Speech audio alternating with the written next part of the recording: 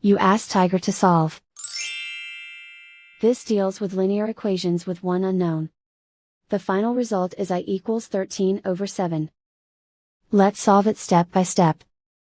Simplify the expression. Group like terms. Simplify the arithmetic. Group all constants on the right side of the equation. Subtract 13 from both sides.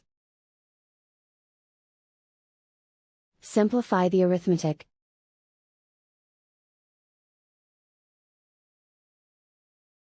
Isolate the I. Divide both sides by -7. Cancel out the negatives.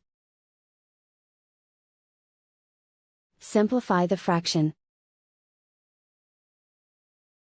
Cancel out the negatives.